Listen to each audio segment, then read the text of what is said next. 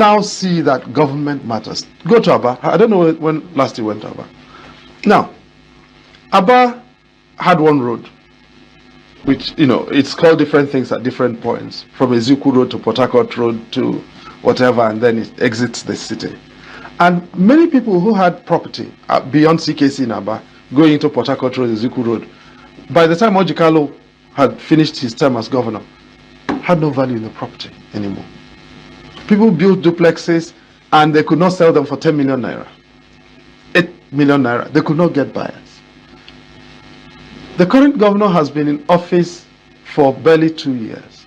Those same properties that could not go for 8 million naira are now, people are now begging to buy them for 300 million naira. What has happened? Those places that Ojikalo and Chiodoji and what's his name, the last one, okay, because all I remember is the one that lines up at the back, Ibazo, exactly. Now, those places where they neglected now have roads, drained, have street lights, and people are wondering what exactly happened to us. Governance matters, and we can begin to recruit by also encouraging people with track records. We knew what our governors did before. Mbakwe was a lawyer who did abandoned property advocacy in Port Harcourt. Yeah. And he ran against Wakamo Okoro, who was the first Igbo senior advocate of Nigeria and first Igbo president of the Nigerian Bar Association. Yes? Now, in Anambra State, you had Jim Wobodo, who was an English language teacher at CKC, a former chairman of Rangers. He ran against Christian Ono, who was a lawyer and a big landowner in Kano land. Yes? These people, we knew where they came from. We knew what they did. Please, can somebody tell me? And they had an address. They had an address. What did Rochas Okorocha do? What was Hope Uzodima's job? I'm sorry I'm asking questions. I'm not condemning anybody. But it is important that we ask these questions. And if anybody has answers, they should bring it. You see, the current governor of Enugu State, I know what he did. I know what... He's a lawyer. He was a business person. The current governor of Anambra State, I know what he did. He was a professor of economics, UNN, who did this, became chief economic advisor to the president, became CBN governor. I can track his record. The current governor of Abia State, I know what he did. And so I ask these questions in good faith.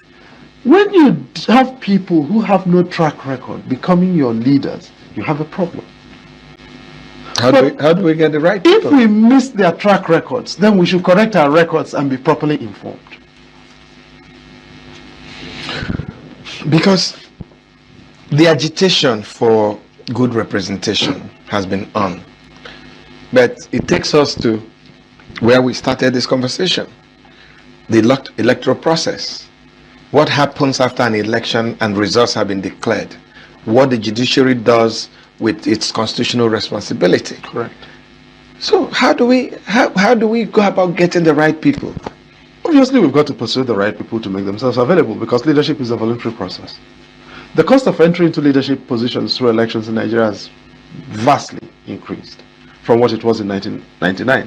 Only the moneyed can have access now to it, and people acquire the money through different means. But the fact is, when communities decide this is whom we want, they always find a way to make it possible. And that cost of getting people beyond the threshold of entry is kind of shared amongst different people. And I do think the first thing is, can we start by identifying the kind of people whom we want to represent us, whom we want to lead us? Do you think that Igbos are talking to themselves enough? I don't think so yet. No. Because the question of who is Igbo enough then comes in. Okay, so you have the Igbos of Anyama land, for instance, and you find them in Delta North, Ikaland and all of that. And the dialogue now, or the debate as to the identity of Ikaland and the political identity and state creation, and do you need a new Anyama state, and where the borders are going to be, that kind of dialogue can be very divisive. And you know, creating the impression that some people are more Igbo than others is itself very dangerous. It's immaterial where the Igbo person finds themselves. I think it is, you know, it's interesting because the colonialists, the Brits, exiled King Prempeh, the second of Ghana, to the Seychelles. And Prempeh went and inseminated quite a good number of Seychellois. and He was very productive. He was exceptionally productive. And the Ghanaians have discovered that you have a very fecund Ashanti community descended from Ashanti blue blood in Seychelles, and they have established very firm relations with they are claiming their kith and kin because they know this is the lineage. Why can't we be comfortable with our people wherever they are, wherever they find themselves? Because all these are lights in the sun. But there's been this argument that the brothers across the Niger and, you know, in quotes, in diaspora, say they are not Igbo. So are you going to force them to be Igbo? But nobody forces anybody, you know. I mean, yeah, because that's also a challenge. My good friend Rotimi Amechi doesn't know where he comes from. I'm not going to tell him where he comes from. Wike does not know too. Wike does not know where he comes from. I'm not going to tell him where he comes from. But on the other hand, there are people who want to say we are from here. Why do we want to tell them where they are from? It's by choice. It is by choice, and we've got to allow for the fact, we've got to recognize that diversity is not, the Igbo land is bigger than the Southeast. And Igbo identity is bigger than the 5 Southeast states. And we've got to be comfortable with that reality. I think that's the very first thing. At the moment, I don't think we are. Okay. Because if we were, the political consequences and the political benefits would be quite substantial, actually. It's quite a long time that this argument of our political identity has been ringing. And if you are a student of history following us, you would have known that we have been able to establish the fact that we, the Anyomas, the Igbos in Delta, today Delta North Senatorial District, have made it known to the world that we are Igbos. And like he said in this video, that nobody is dragging us to accept our Igbo, even though some of us are denying Igbo. But the truth is that some of us that accept our Igbo-ness are the one people are insulting more than those who are denying their Igbos. When you come and say Anyoma is not Igbo, you say Anyoma is not Igbo. You say things about everybody. You make yourself become the mouthpiece of everybody by saying Anyoma is not Igbo. But when we also come and do it that Anyoma is Igbo, drag everybody, say, why are you dragging everybody? If they say I'm not Igbo, leave them now. You that is saying that Anyoma is not Igbo, why are you not leaving those who say they are Igbos? According to what he's saying here. Let me establish a fact that most of you need to know. You have accepted Anyoma that was created in 1951 by Tude Denis Osadebe. You have accepted it to be your identity. But the Igbo that is older than it, you are saying Igbo does not exist. Say until British government come, Igbo does not do this thing. Now, the one that is just existing just yesterday here, you have accepted it. So what is the problem? Then you come with some ideology that Igbo does not exist before the British. If Igbo does not exist before the British came, why are now you claiming that you are the owner of the Igbo? Because some of you are claiming that Benin owns us. Kaka ndị banye si ekwu mmu ishu na abụ ka ebu ikusibe na ọnụ ya eshi katakata ịmasị na ọnụ iji ekwu okwu ikwe na ishu ikwe na azụ. Because you don't think. How can you say we don't exist until British came? But you as a Benin guy is also trying to claim us. So you want to claim what is not existing.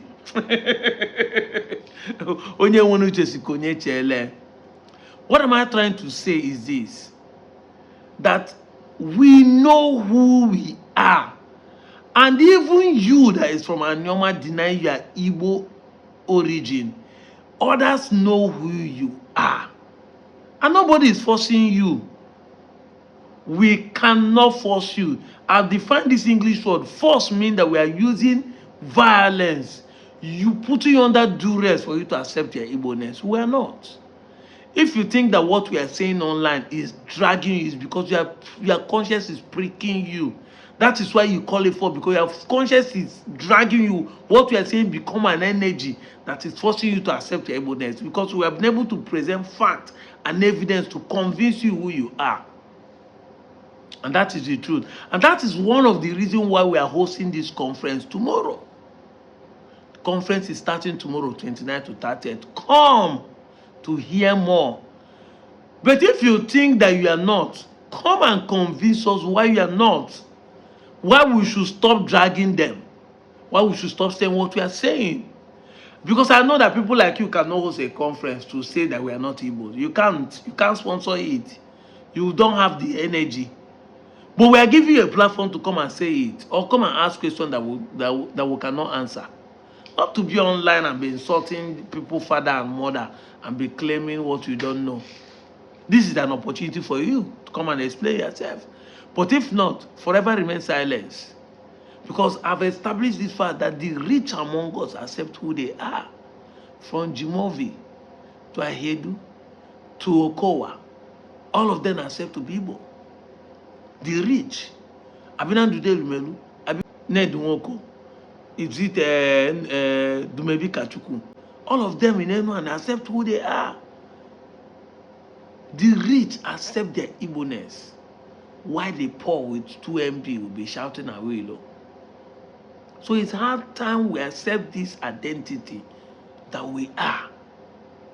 And it is by accepting the identity that we all shall speak with one voice. To be able to build the Igbo nation, the aim is to build their land. While we're agitating for a state, is for us to bring governance closer to you. That is the reason for a state. That is the first primary reason. Thank God that many of you have stopped that shouting, we are not going to start this, we are not going to start that. Now that some of the kings, like the king of Atoma, some kings are not speaking of that, irrespective of the zone, they need their normal state. It is going to be a shame in the 21st century that in the name of tax, South is why you lose out for what will benefit your next generation.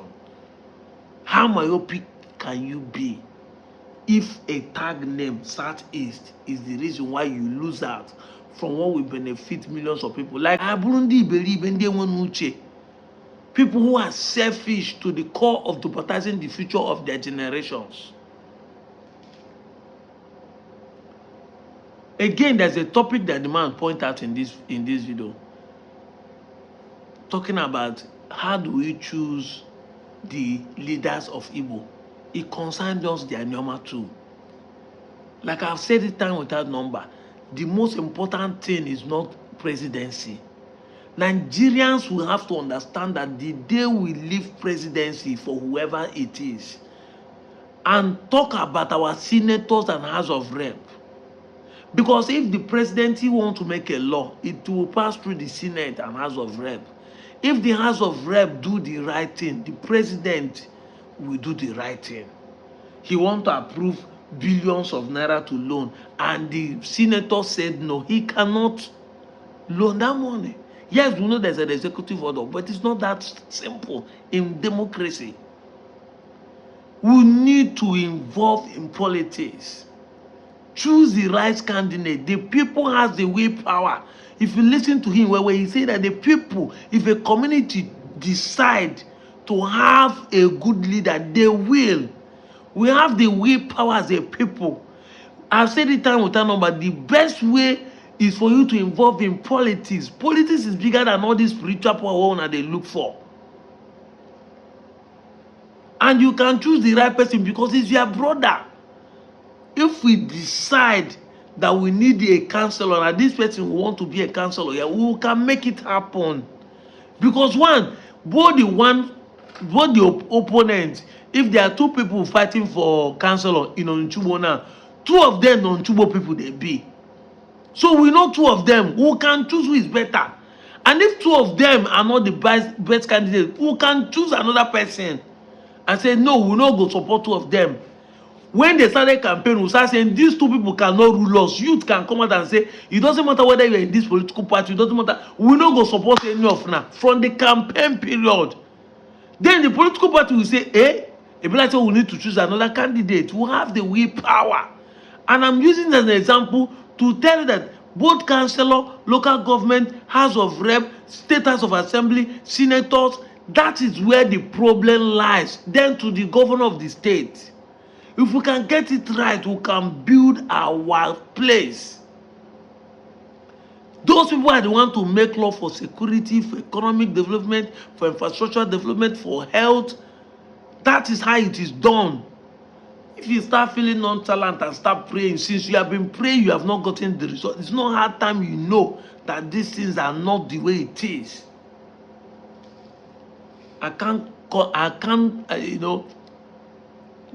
Reputation comes for emphasis. There can never be oversaying of what I'm saying. Why I'm saying this is because 2027 is around the corner. And you need to reattend to your mind. Renew your mind. Unlearn to relearn so that you learn the good thing that will save us in this country.